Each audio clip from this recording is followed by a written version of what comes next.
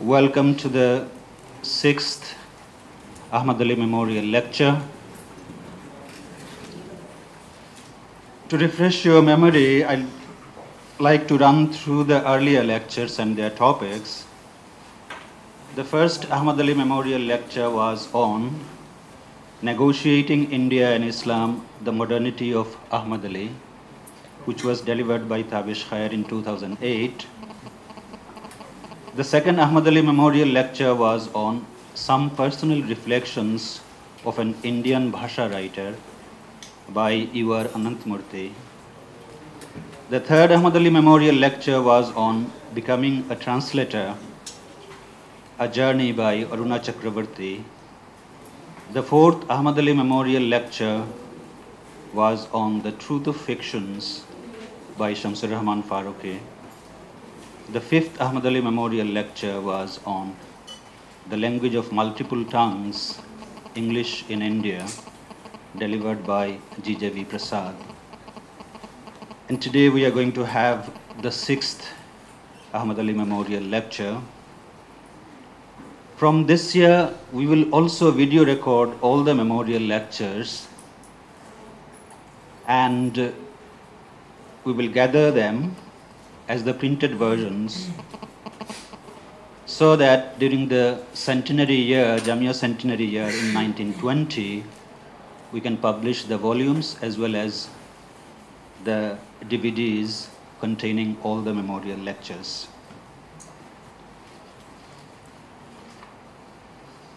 I know Professor Trivedi is not unknown here. He is a friend of the department. He is here whenever we call him. Neither he nor I am enamored of formalities, but there is a certain protocol of a memorial lecture in which the person in whose honor it is instituted is introduced, and then the speaker is introduced. So continuing with this tradition, this is about Ahmad Ali, who was a novelist, poet, playwright, translator, and literary critic, born in Delhi and educated at Aligarh Muslim University and Lucknow University. He was in China as British Council visiting professor in 1947. After the partition, he moved to Karachi and joined the Pakistan Foreign Service. His most famous work is his first novel, Twilight in Delhi. He wrote two more novels, Ocean of Night and Of Rats and Diplomats. Ahmad Ali was one of the founders of the progressive writers movement in the 1930s. He contributed to Angare, a collection of short stories that caused an uproar. He was a bilingual writer who wrote most of his short stories in Urdu and his plays, poems, and novels in English. Short story collections include Sholay, Hamari Gali, Qaid Khana, and Maut Se Pehle. As a translator, his most important work is Al-Quran, a contemporary translation. Harish Trivedi is a former professor of English, University of Delhi, and has been visiting professor at many universities in India and abroad, including the universities of London, Belfast, Istanbul, and Chicago.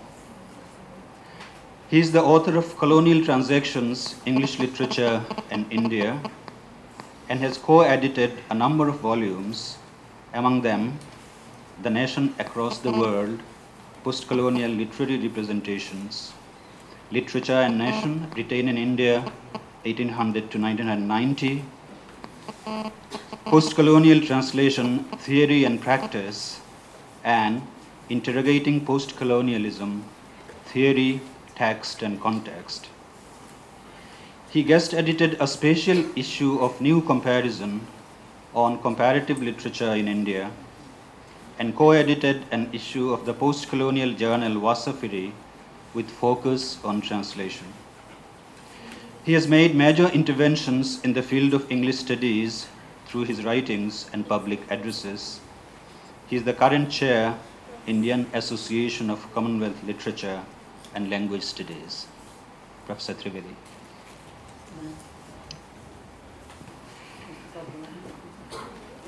Thank you very much, Asad.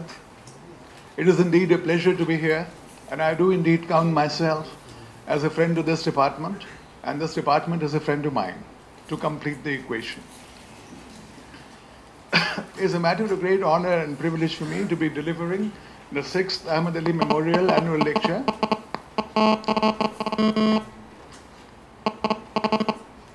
Is there another mic on or a phone on or something? Yeah, right. And it's a matter of greater pleasure and privilege for me because it has been for some time an ambition of mine to deliver this lecture. Some of our dreams are fulfilled, and one of them is being fulfilled today. In fact, ever since this lecture was founded 5 or 6 years ago, I'd been casting a very interested and covetous eye on this lecture. And I was hoping that the time will come when I'll be invited to deliver this lecture. I have, over the last many years, delivered many memorial lectures in many parts of India. And I wanted to deliver one more, this one particularly. And finally, I could not wait anymore. So, जैसे हिंदी उर्दू में कहते हैं ना कि मैंने हल्का सा इशारा किया. I don't know how halka sa ishara, by the time it comes to English becomes a broad hint. It's a very subtle hint. And Asad heeded it immediately. And the halka sa ishara was to the effect कि आप कहाँ ढूंढते फिर रहे हैं? हमसे बेहतर कौन मिलेगा आपको ये लेक्चर देने के लिए? And this is not a description of my qualifications.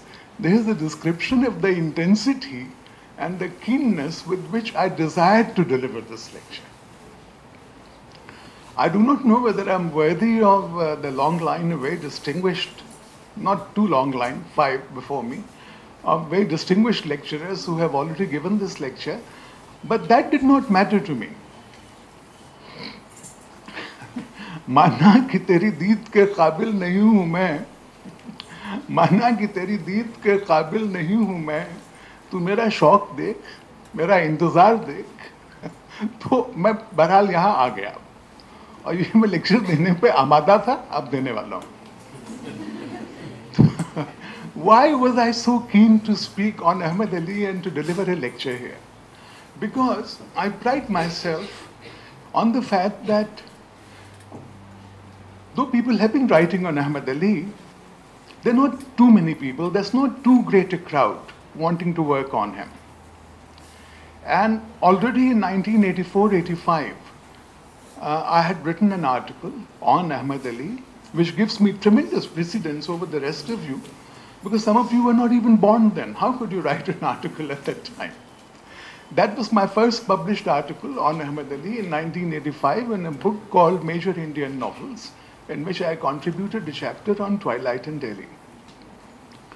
I kept up my interest, and in 1988, during a sojourn of 3 or 4 years when I happened to be in England, I dug up some papers regarding Ahmad Ali in an archive there, which I then let lie for a long time, but which I'm going to use today. Unpublished papers. Meanwhile, even that one article won me a certain degree of fame regarding being an Ahmad Ali expert, there not being too much competition.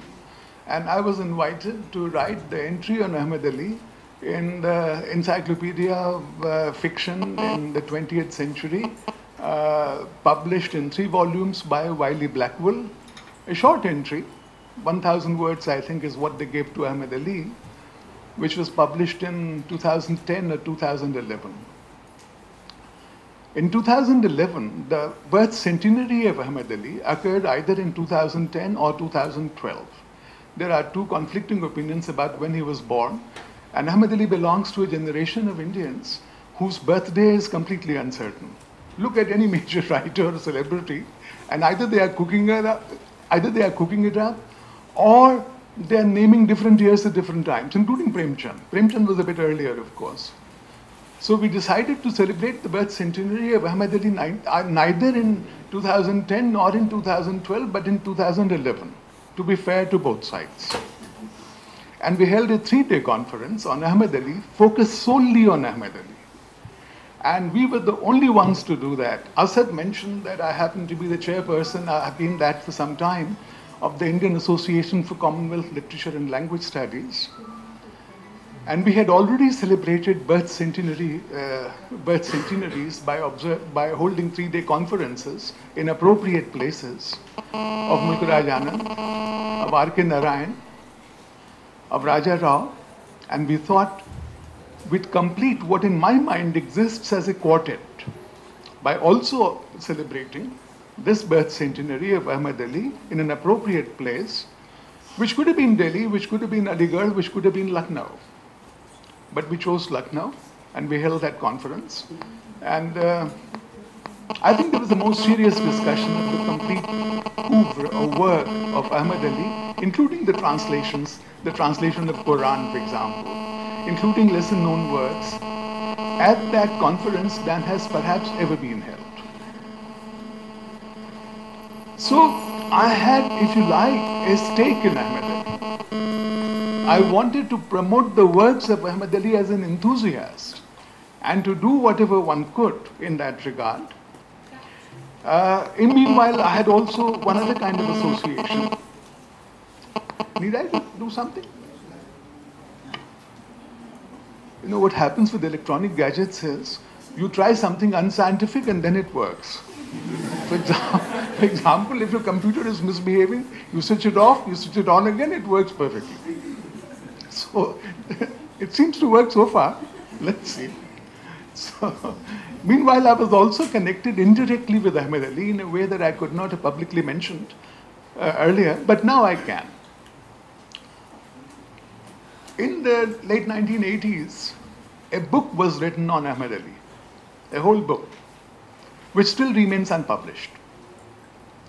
And that book was submitted to an Indian publisher, and that Indian publisher sent it to me. I was already established as an Ahmad Ali expert on the dent of one article. So he sent it to me, as publishers send books to referees for them to say whether it's worth publishing, whether any changes need to be made, and so on. And I gave a report, and I recommended very strongly that the book should be published. The book was not published. It's still not published. The author tells me that is now about to be published, but I've been hearing that for many years. I do hope it will be published because it's a good book. And I'll tell you the name of the author. It's a good short introduction, not too short, it's a book-length introduction, such as does not exist on Ahmad Ali to the best of my knowledge. So if that book comes out, that will, in a kind of knock-on effect, promote more research and more study of Ahmad Ali, which could have happened 20 years ago, 30 years ago, but hasn't. The book is by Carlo Coppola, an American professor who studied Urdu at Chicago and who then became a specialist on progressive writing in Urdu, and who also studied Ahmad Ali and then adopted Ahmad Ali as a special subject. He invited Ahmad Ali to go to the United States and stay there and teach there for a while at his university. He knew Ahmad Ali very well. He's published several interviews with Ahmad Ali. He's as competent to write a whole book as anybody. And he's written a book. And I do hope that finally it will come out now.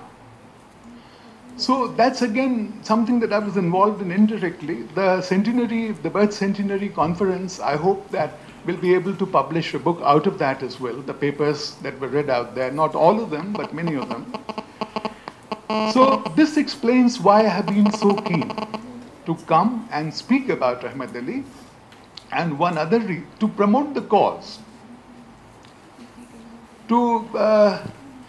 To do something in a good cause of promoting Ahmad Ali, because I think it deserves study, serious study, in a way that some other writers on whom 500 PhD theses have been written all over India perhaps do not. That's my belief. And it is as a convert to the cause of Ahmad Ali that I have come to make more converts. As I said, it would appear that Ahmad Ali belongs to a quartet of writers who are the early Indian English novelists. It's a very remarkable coincidence that they were all born about the same time. They published their first books at about the same time, and each one of their first books turned out to be one of their best books. So they immediately built up a reputation. To remind you very briefly of who these are and their books and their lifespans, Mulk Raj Anand, 1905 to 2004, Untouchable, first novel, published 1935. R.K. Narayan, 1906, born the very next year, to 2001. Swami and Friends, published the same year, 1935. Raja Rao, 1908, born a couple of years after Narayan, to 2006. Kantapura, 1938. And Ahmad Ali, 1910, born 2 years after Raja Rao, to 1994. Twilight in Delhi, 1940. They're all born within 5 years of each other, all these four novelists. And their novels come out, their first novels, and in some cases their masterpieces, come out within 5 years of each other. This is not coincidence. This is an auspicious conjunction of the planets. One has to believe in the supernatural to explain this. This is quite a constellation. It's hardly to be matched in the history of any literature, actually. I mean, Indian English literature does not have that much of a history, and not too many constellations to contrast this with, but in itself is a very remarkable fact. And as time has passed, it has not, our understanding of this has not remained what it was. Well, one thing to remark on here is, Anand lived to the ripe old age of 98, Narayan to 95, Raja Rao to 98, and Ahmad Ali was the baby of them who died at the age of 84. It's amazing. ये अंग्रेजी में जो लोग novel लिखते हैं ये किस चक्की का पिसा हुआ आटा खाते हैं कि 100 के आसपास तो पहुंच ही जाते हैं. वो अंग्रेजी की चक्की का आटा खाते हैं. जो हिंदी उर्दू में लिखेंगे उनको उम्मीद नहीं करनी चाहिए कि ऐसा होगा उनके साथ. But anyhow, they all had long careers, and some of them very productive careers, some of them more productive than others. The one conjunction that I can think of major writers in another language at about the same time, broadly contemporary, is the four Chayavadi poets in Hindi.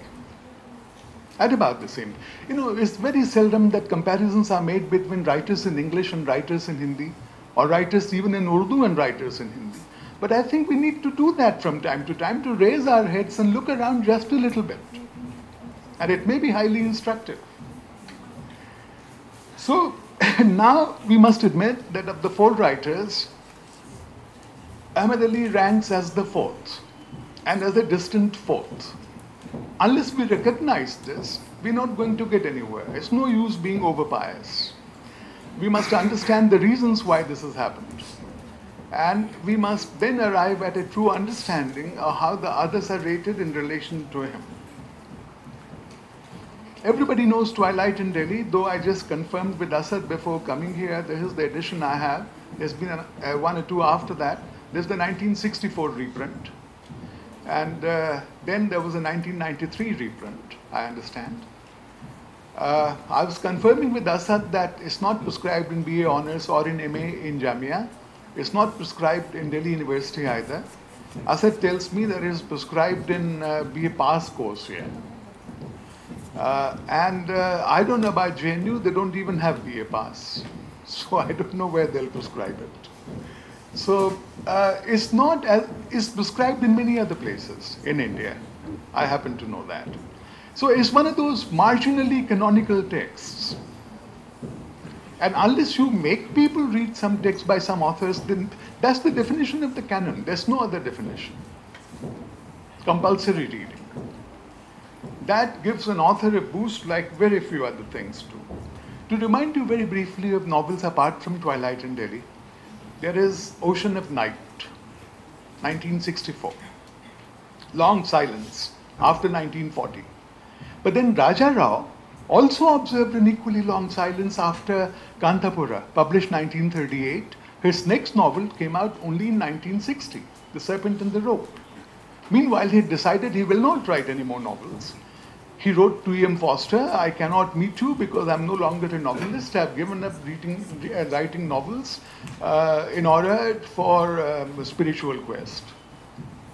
And Foster wrote back to him, no, we can still meet because I've also given up writing novels for nothing in particular. So, and then they met. So, and that was Foster all over. So, one does not know whether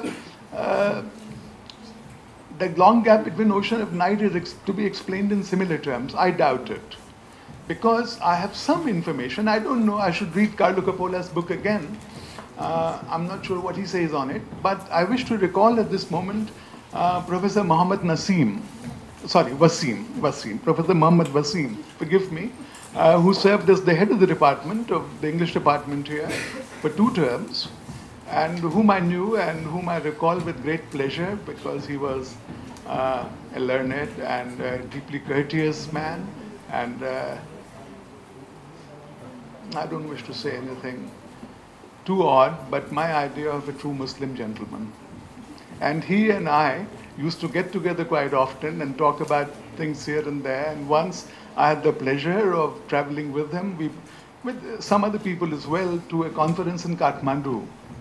And we talked about all kinds of things. And in one of those meetings, he told me that the Ocean of Night was not actually written as long back after that, after Twilight. It was written shortly afterwards, but could not find a publisher for a long time. This needs to be checked. We were also talking about how this novel set in Lucknow, Twilight in Delhi, Ocean of Night in Lucknow.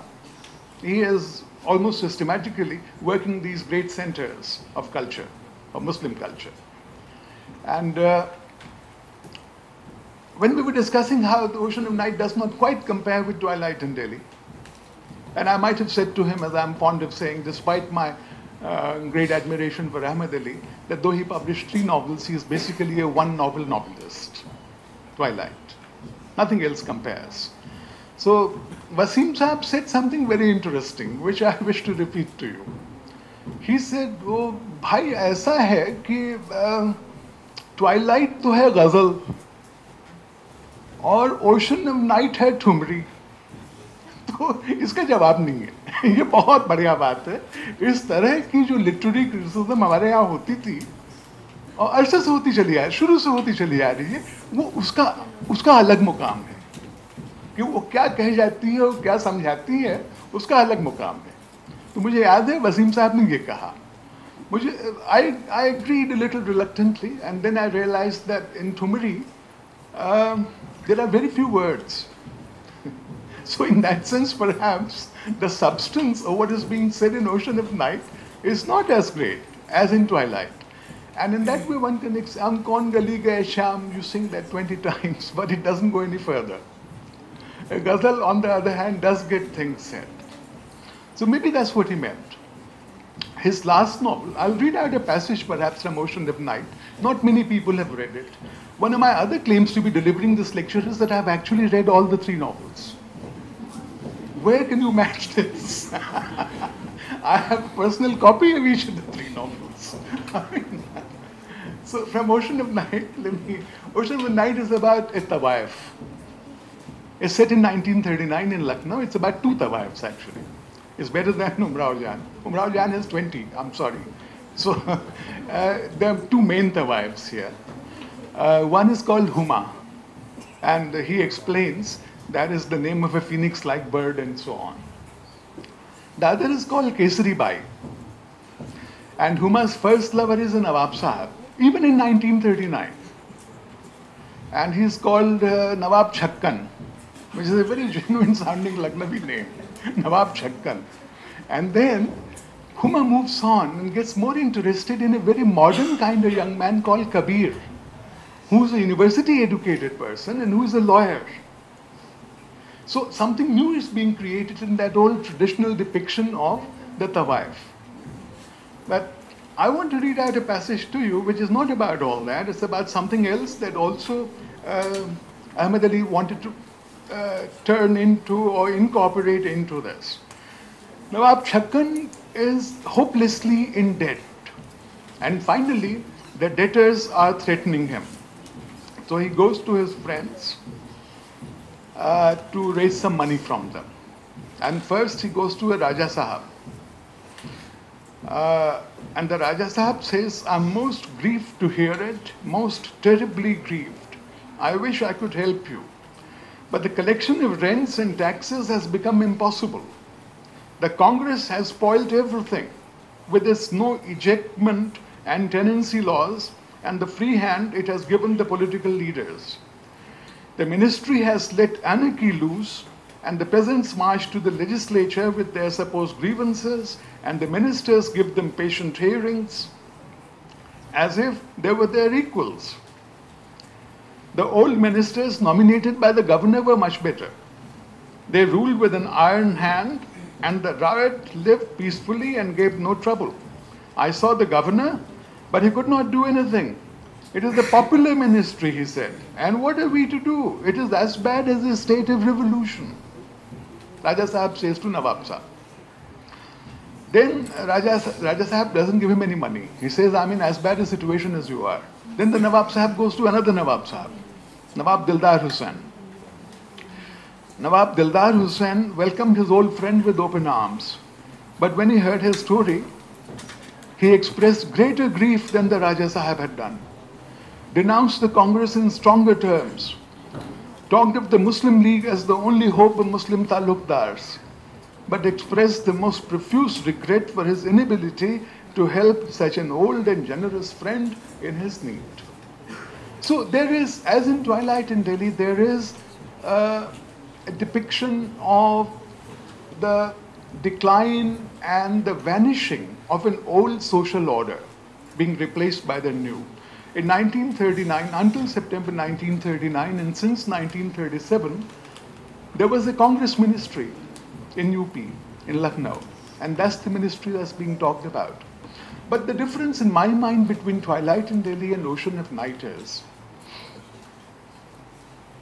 and someday I should, I think, write in some detail to conduct this argument. But meanwhile, very briefly, that Twilight in Delhi is not a novel. By no definition can it be called a novel. It's not an organic novel, it's not the Western kind of novel. It has any number of characters. In its 250 odd pages, it has about 75 characters. It is utterly episodic.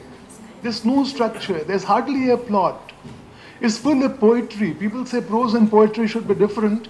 A novel should be an epic in prose, but here there's lots of poetry floating around.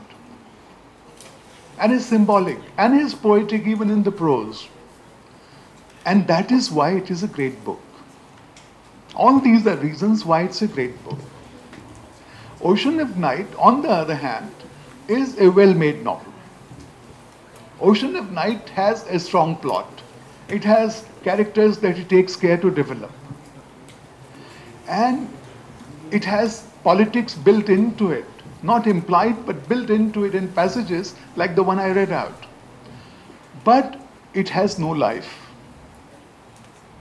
Ocean of Night is not only a well-made novel, it's almost a mechanical novel. In some sense, in one sense it's a better novel, in other senses it's a worse book. And then the third one, which I'll mention very briefly, of Rats and Diplomats. Of Rats and Diplomats. There's a diplomat here who one day actually becomes a rat. And he grows a tail and so on at the end of it. It's a very surrealistic kind of thing. But I would say that it's even worse than Ocean of Night. That's my judgment. It's almost unreadable. It is very satirical, almost cynical, and therefore not much creativity flows through this. On reading of Rats and Diplomats, I thought the best thing about it was the title. It doesn't develop from that. That's the best idea that he has. Also, I felt as one feels when a favorite batsman of ours goes out to bat a third time and gets bowled first ball for a duck and then is dropped from the team, like a very illustrious old student of Jamia called Sehwag. So one feels a great deal of affection for this novelist who was once a great novelist and who wrote one of one's favorite books and now cannot do it anymore. That's the kind of feeling one has for him. Of these four novelists with whom I've been and for a group of four, with the other three of whom I've been associating Ahmed Ali, I'll now institute a broad comparison between them and Ahmed Ali, and then I'll go on to talk about the archive that I have stumbled upon regarding Twilight in Delhi.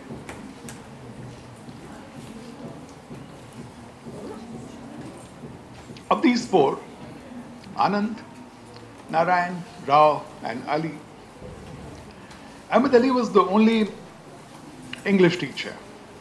Lots of English teachers have written novels, and lots more are ambitious of writing novels from what I hear all around me. But he was the only English. He taught English in Lucknow, then he taught English in Allahabad, my old university, for a couple of years. Then he went back to Lucknow, I think.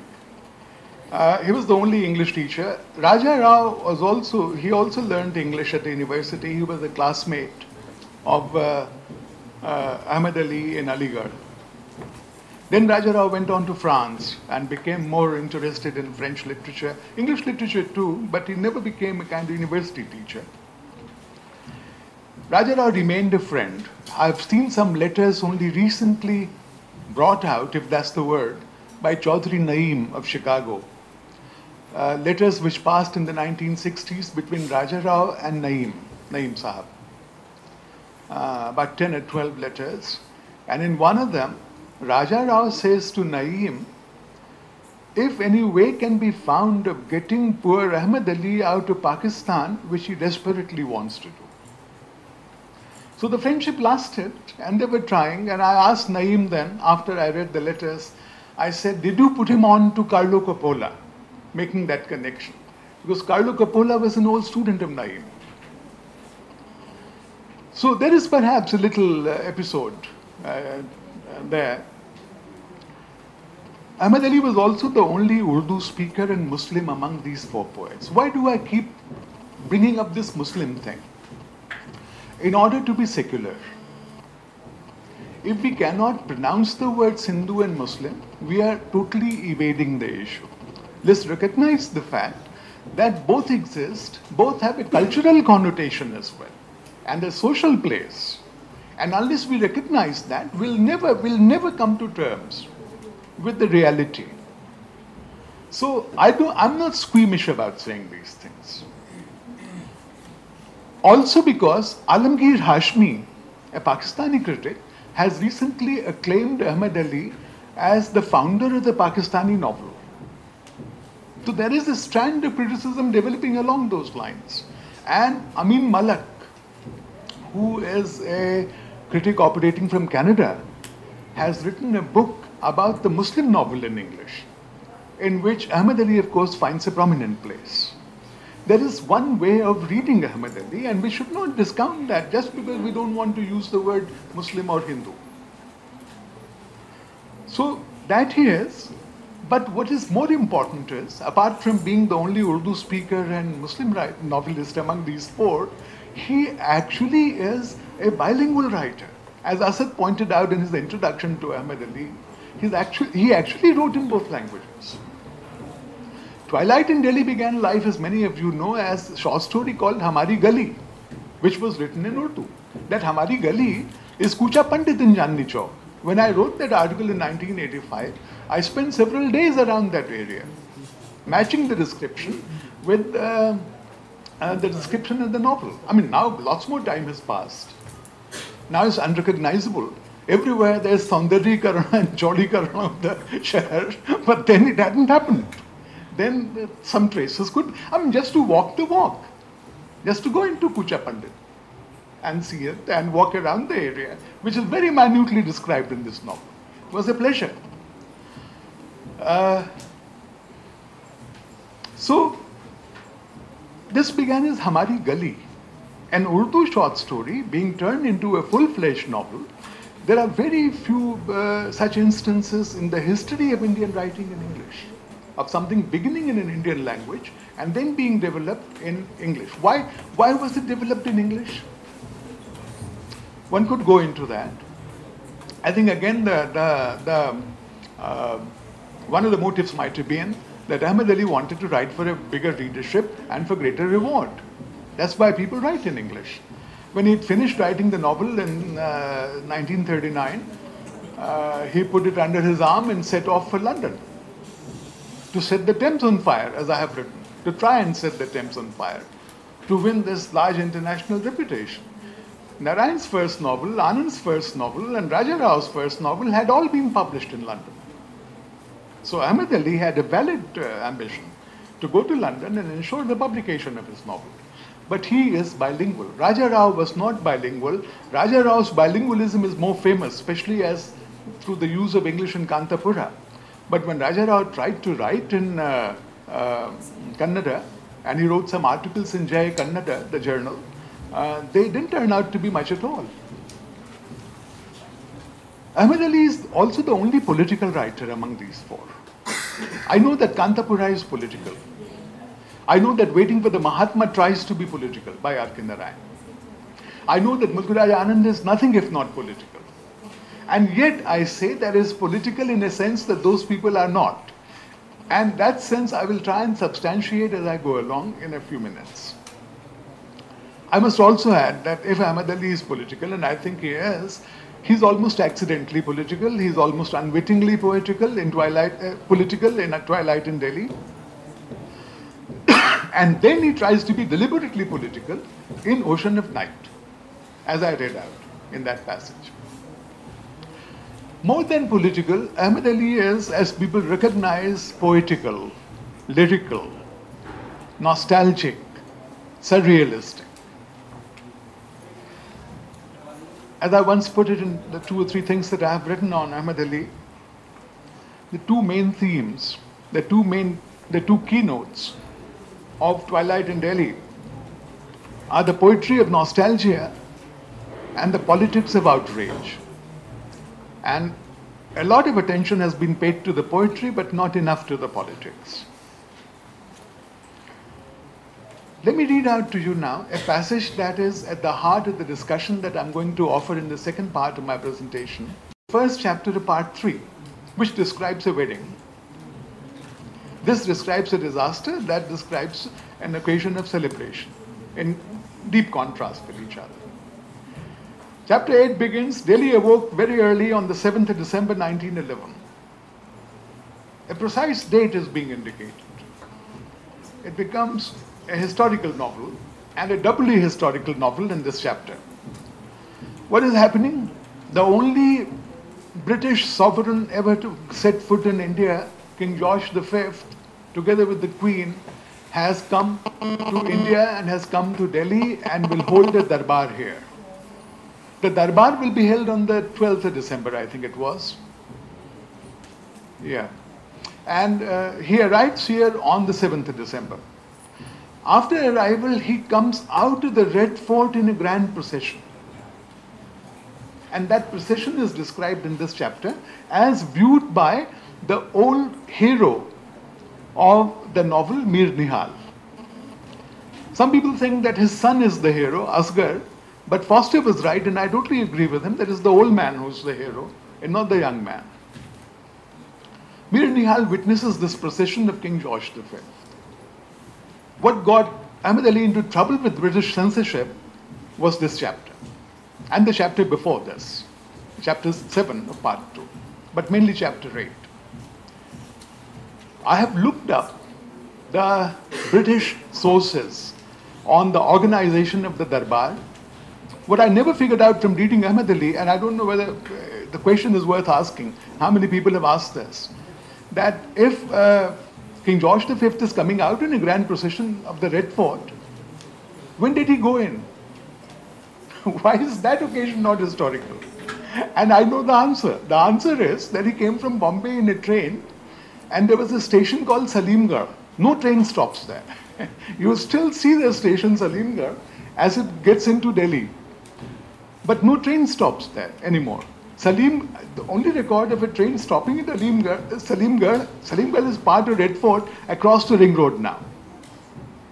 On the other side, Salimgarh.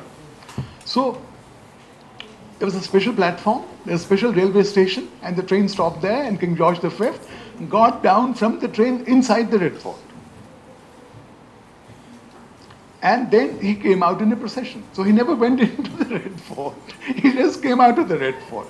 And I've read a 350-page book describing when each event would happen and what color passes are issued for parking the horse carriages. And what is the protocol of the governor of Bombay vis-a-vis the governor of Madras, where they will sit and so on at each event. And Mir Nihal could not have gone to see it because there was heavy security.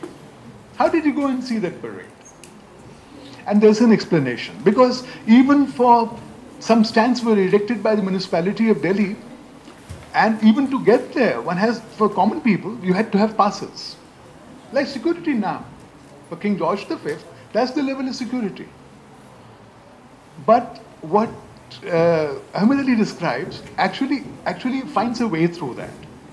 These people who watch without passes actually go into Jama Masjid. And entry into Jama Masjid could not have been forbidden. And then they come out towards the Red Fort and sit on the steps. They don't sit on the stands. They sit on the steps of the Jama Masjid and watch this. Why is this detail important?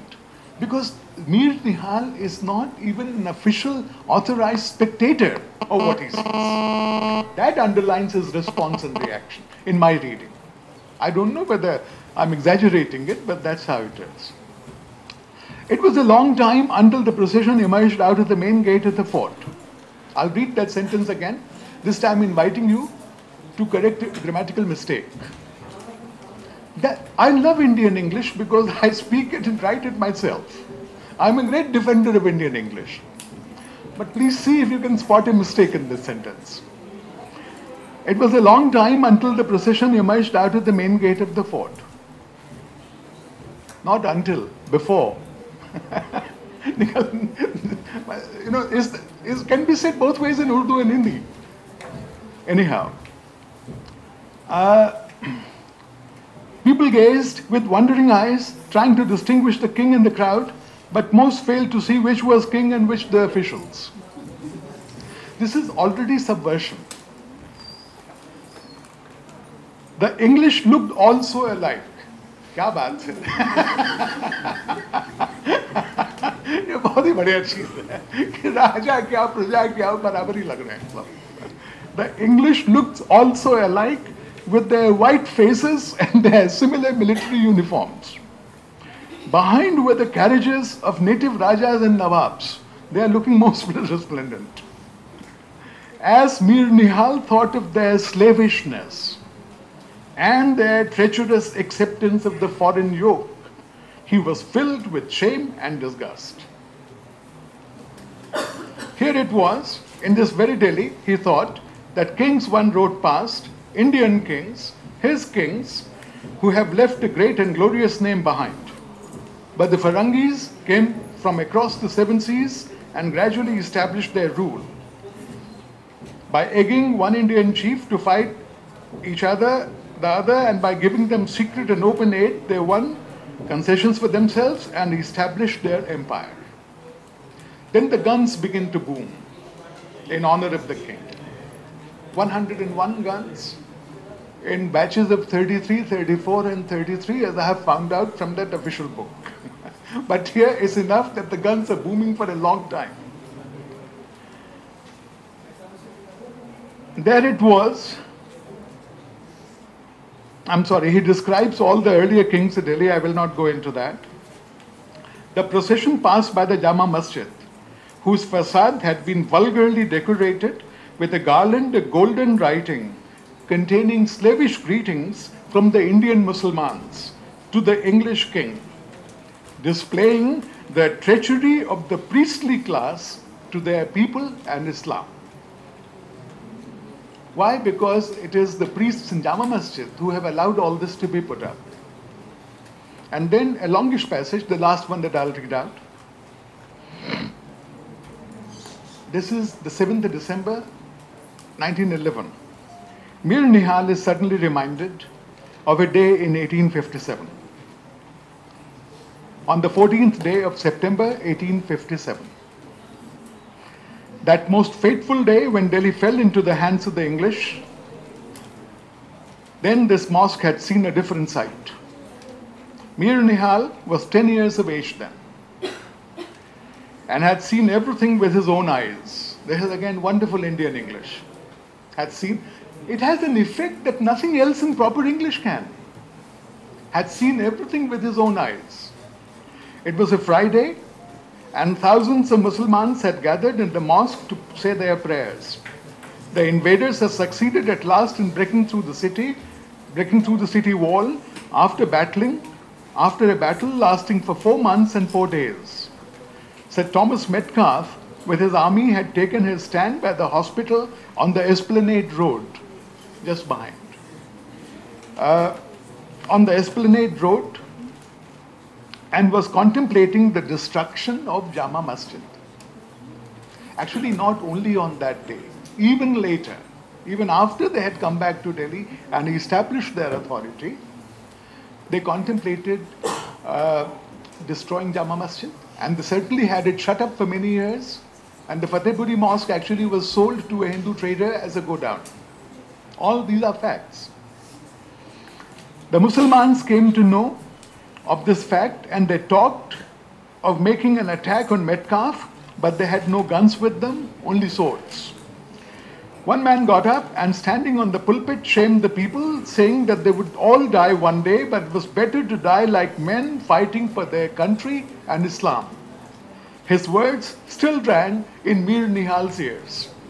And he quotes those words, "The time of your trial has come," the man had shouted. "I give you the invitation to death. The enemy is standing there right in front of you. Those who wish to prove their mettle should come with me to the northern gate of the mosque. Those who hold life dear should go to the southern gate, for the enemy is not there on that side." And everybody pulls out their swords from their sheaths, and they all go to the gate where the British are, and there is a last battle, and there is a tremendous amount of bloodshed, and Metcalfe is actually repulsed. This is what Mir Nihal remembers from when he was 10 years old. The complete contrast between 1911 and 1857.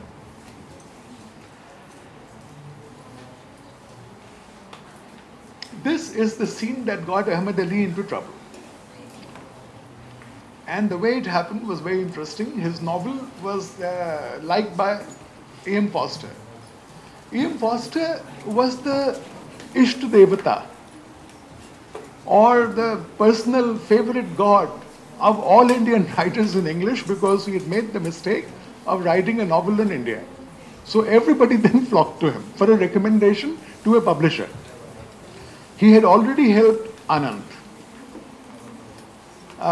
He had not helped R.K. Narayan because he found another Ishta Devata. He found Graham Greene.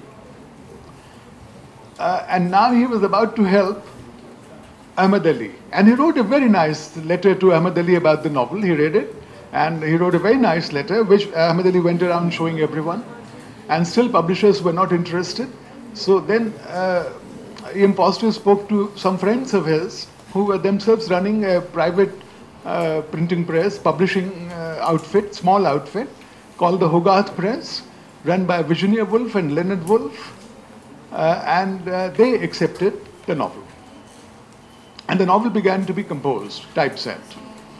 And then, in the middle of typesetting the novel, the printers said, "No, we cannot print this." They said,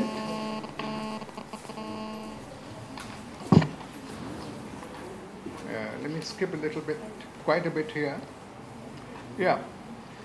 The printers wrote to the manager of the Hogarth Press, who Virginia and Leonard were themselves the manager. They could not afford anybody else. But finally, they began making some money, and they could afford a young poet called John Lehman. So they wrote to John Lehman. They said, there appear to be some rather dangerous paragraphs in this book, especially when reviewed in conjunction with the present world situation. 5th of June, 1940. What is the present world situation? There is a world war on. 1940 is the year of the expected blitz by Hitler. England could be overrun any day. There's a threat to the existence of Britain at that time. That's the context. So, E.M. Foster writes to Lehman after this, I'm distressed to learn from Ahmed Ali that the printers are panicking over his novel and that it can't be done. Has he been reasonable over alterations? Ahmed Ali. If he has not been, I might speak to him. But I get the impression that he has been, in which case nothing further can be done. Now, how did I know? How did I hit upon these papers? How did I go looking for them? Because in the 1964 introduction, written from Karachi to Twilight in Delhi, Ahmed Ali himself had described that there was trouble regarding publishing his novel. You can look it up later.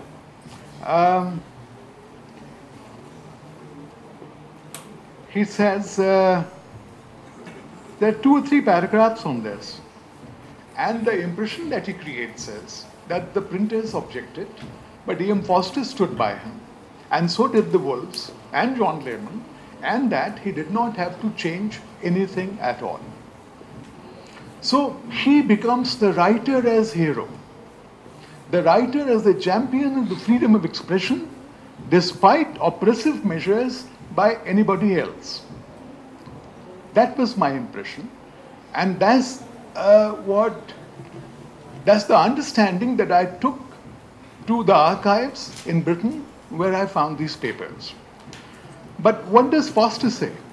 Foster says, has he been reasonable over alterations? If he has not, I might speak to him.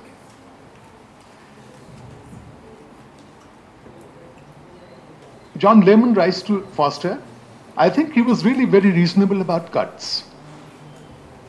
Though I believe there are still 1 or 2 sentences which might come out without any harm to the book. In my view, the printer is being unreasonable. Then he says, Lehman goes on, I do feel that just a word to him, meaning Ahmed Ali, might be very useful, explaining that we are rather in the printer's hands, and that he must consider whether it is more worth his while to see a few sentences go than not to see the book at all. The plot thickens. Freedom of expression is the slogan. Very often, the reality is stronger. It modifies it. And this is what I wish to bring out from this narrative. Ahmed Ali is being extremely brave in that situation. He is really standing up for what he can stand up for. And yet, there is other evidence as well. On the 26th of June, Foster writes to Lehman, Ali has showed me the manuscript. I don't see what he is to do. It's not a question of 2 or 3 passages. Is it? It's more like 20 or 30, and most of them long ones, in the important Darbar chapter. And then Foster says, a passage to India could never have got through that mesh. I don't know why he says that. A passage to India has nothing even remotely dangerous about that. He's only offering moral support by saying this. Then later, Lehman writes to the printer, we have persuaded him to cut out several further phrases and sentences, though in our view this was not strictly necessary. The printer then writes to Lehman saying, I note that some matter has been deleted, but still there is a deadlock. The printer would not proceed. So, then the Bloomsbury Group swings into action. The Bloomsbury Group was a well-known group, at least by that time. They were all sons and daughters of even more important people.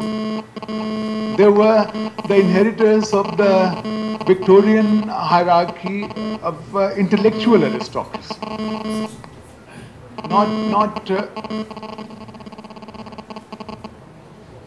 Let me try this again.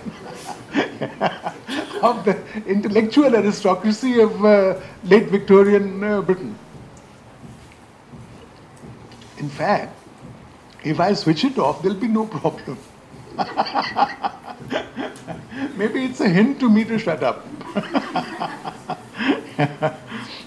So, a very British way is adopted of getting around this. And they have influential friends, even more influential friends. And it's decided that Desmond McCarthy, who's a journalist and man of the world, will have a look and will talk to Foster. And then Foster and Ahmed, it's incredible. There's a very British way of doing things. Foster and Ahmed Ali will go to the London Library, which is the poshest library in England. Very exclusive. It's in St. James's Park, behind Piccadilly, some distance from Piccadilly. And not everyone can go in there. And Foster will take Ahmed Ali there, and then by chance, they will meet Harold Nicholson, another member of that library. It'll seem to be a chance meeting, highly orchestrated. And who's Harold Nicholson? Harold Nicholson is an MP. And Harold Nicholson is a member of the Bloomsbury Group by extension. His wife, Vita Sackville-West, is a very dear friend of Virginia's. Some people say even a lesbian friend. There is at least one episode which is highlighted regarding that. So that's the source that they have in the government or outer circle of the government. And they speak to Harold Nicholson about this. And Harold Nicholson helps out. And that is how he gets a particular member of the censor board to read the novel, who is willing to say it's all right, after all the cuts. And that is how the novel is actually printed. There is one long letter from Ahmed Ali himself in this. There are not many letters from Ahmed Ali. All this is happening behind his back. Or Ahmed Ali is going and meeting people rather than writing them letters. You know, that's what's wrong with history. All the important things happen without record. And poor historians are left just with the record. So what can they do? I totally distrust all history. You know, people say, for 3 centuries, there's no record of any warfare in Mewat. Well, all right, there is no record, but you can't say there is no warfare. Warfare happens and even the earlier records are destroyed in that warfare. Where are you going to go with that? And all history, mind you, is dependent on the surviving records. How untrue could it be? How partial could it be? So there's only one letter. I'll read out only a few passages. It's a long letter. It's his kind of manifesto letter. He writes to Lehman here. He says, had they left out some political passages, I would have surely understood, but they were objecting to them from the point of view of sedition. That's the word. But they have marked all the phrases and passages, historical and otherwise, as subversive. Even phrases like, quote, a new and foreign king.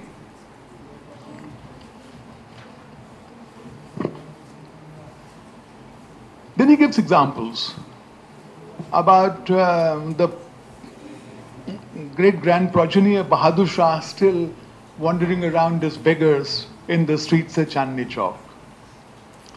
Moreover, in their blind zeal, they have labeled even those passages which are favorable to the British as subversion. For instance, on page 52, Siddiq, one of the characters, says, but God has made Jaraj king and you have to accept him. Actually, it's not in favor of the British, and the printers are right. Yeah. So, then he says, I do not see why your printer should object to a few objective political passages which are not written in hate. There are many ways of reading these passages. They're very carefully modulated phrases, and they should be read carefully. I did not object to your objections, he says, which means he has accepted many cuts. I did not object to your objections. I see there was justification for those cuts I made in the beginning, but for these, the new ones, there is none whatsoever. For the accusations are wholly unjust and false. And then there's a wonderful last paragraph in this. I have written all this to you in the hope that you may persuade your printers to print the book in its entirety. Entirety meaning after early cuts. But if you think that one or two sentences could be cut with justification, I should like you to do so. I can cut only one sentence and prove my goodwill.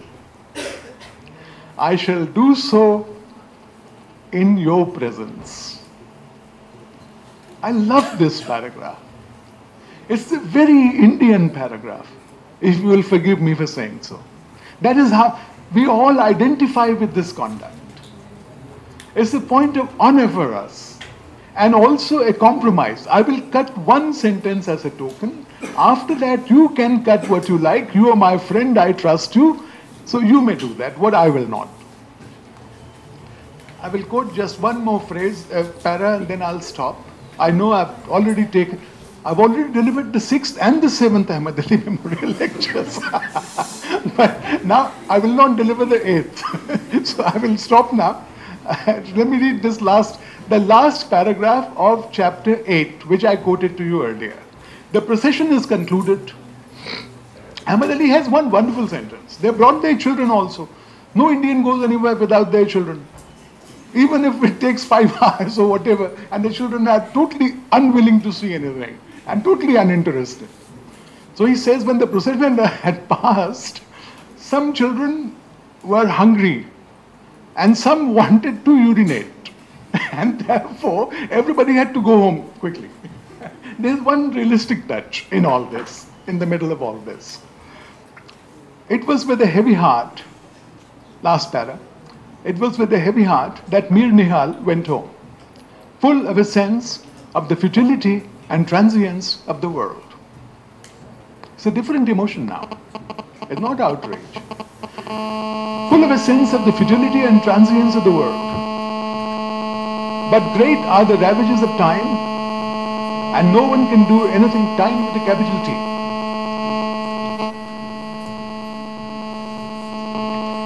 No, doesn't help. Oh, it's my phone. Shut up. No, it's not. It's not. What did you make me do? I'll talk to him. Okay. But great are the ravages of time, and no one can do anything against his indomitable might. Kings die, and dynasties fall. Centuries and eons pass. But never a smile lights up the inscrutable face of time. T capital again. Life goes on with a heartless continuity, trampling ideals and worlds under its ruthless feet, always in search of the new, destroying, building, and demolishing once again, with the meaningless petulance of a child who builds a house of sand only to raise it to the ground, ... That's the end of the chapter. It's a very different tone from the politics that has been felt earlier. Ahmad Ali in this letter, in a passage I have not quoted, says that to delete more things will destroy the fundamental aspect of the character of Mir Nihal. He's right. But Mir Nihal is political only in one chapter. He is very poetical and nostalgic in all the rest. This also we have to keep in mind when interpreting this. And now the very, very last quotation that I wish to offer you. At the end of this long letter by Ahmad Ali regarding the publication of Twilight in Delhi, after having written yours sincerely and signed his name, Ahmad Ali writes, after saying, you cut it, I can't cut it, I'll cut one sentence and so on, finally he has a PS. And the PS is, If you have time on Tuesday, I should like to see you on that day. Otherwise, the thorn would go on rankling in my side. I'm not afraid of a verdict that will be against me. So please have no fear of hurting me. It is only a matter of a paltry book. The verdict of life has been against me and I have survived. A for Ahmad Ali. It's such a wonderful passage that one should not spoil it with comment. The verdict of life has been against me and I have survived. Well, the verdict of literary criticism has also been largely against Ahmad Ali, but he has survived, as he should. Thank you.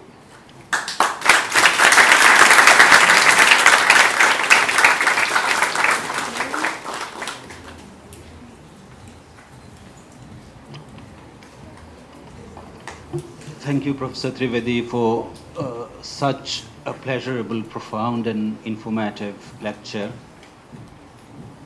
And the facts that you have brought to light, we feel privileged to be perhaps the first audience with whom you have shared these facts, and they will also go into history. Now, for a memorial lecture, there are no question-answer sessions, but if students are the main stakeholders in such a lecture, and if you want to ask some questions, we can take perhaps 3 brief questions. One point you said that Ahmad Ali wanted to come back to India. My question is, why he wants to come back to India from Pakistan? No. He wants to go to America. Raja Rao is saying that Ahmad Ali desperately wants to get out of Pakistan. That's all he says. Okay. But he is speaking to Chaudhry Naim in Chicago, not in India. Actually, if you read about Ahmad Ali claimed many times, including in the prefaces to Twilight in Delhi, that he was forced into opting for Pakistan. This is a questionable statement. I think for a very long time, like so many other people at that time, he could not decide which way to go. And then there were circumstances of all. From Nanking, I think he was at, he wrote to Nehru directly, saying, please look after my family in Delhi, make sure they are safe. And Nehru did that. Nehru actually took steps to do that. He was in a British Council job, which also helped him to delay his decision there. And then when he went to Pakistan, he did fairly well, actually. But the kind of things that made him write Twilight in Delhi, the kind of pain that he had, the kind of angst that he felt on the decline of a particular civilization, he found that he continued to feel that even in Pakistan. That would not go away. And what he writes about Delhi, especially after he'd left Delhi in the 1964 preface, he says there is a democratic surge in India which has further erased all the signs of that civilization. Again, you can read it both ways. Democracy will erase aristocracy of any kind. So it's very difficult to read that one. He badmouths the new Indian government consistently for people who met him from India or from elsewhere. He also badmouthed Pakistan. He badmouthed the whole world. He particularly, I've met his son. And I can imagine what the father must have been like. That's all I can say. I have read many. The son came uninvited to our Lucknow conference.